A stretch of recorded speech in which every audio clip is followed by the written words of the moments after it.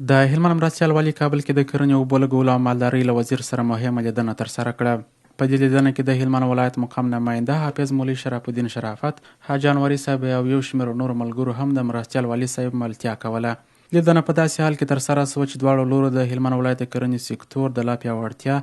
د کروندګرو د ستونزو د حل، د هغوی د ملاتړ او اسانتیاو برابرولو، د بدیل معیشت د پروګرامونو پراختیا او همدارنګه د اړوند ملي او نړیوالو موسسو د جلب او همغږۍ په اړه هر اړخیزې خبرې وکړې. د ولایت مقام وایي مولوي محمد قاسم ریاض وایي د غونډې پر مهال د هلمند مرستیال والي د یاد ولایت د کرنیزو اړتیاو، موجوده ننګونو او شته فرصتونو په اړه مفصل معلومات وړاندې کړل او د یاد وزارت له رهبرۍ څخه یې وغوښتل چې د هلمند د کرنې سکتور د پراختیا لپاره لا زیاتې همکارۍ او عملي ګامونه پورته کړي. تېره ورځ د هلمند مرستیال والي الحاج محترم مولوي محمد نبي حماس صاحب کابل ته د خپل سفر په ترڅ کې د کرنې، اوبو لګولو او مالدارۍ له وزیر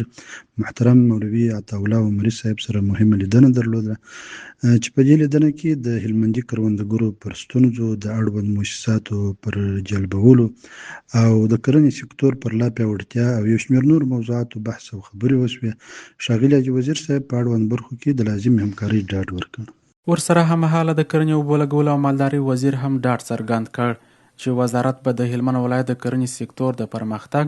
د بزګرانو د ملاتړ او د بدیل معیشت د پروژو د پراخولو لپاره لازم اقدامات ترسره کړي او په دې برخه کې به خپلې همکارۍ لا زیاتې کړي.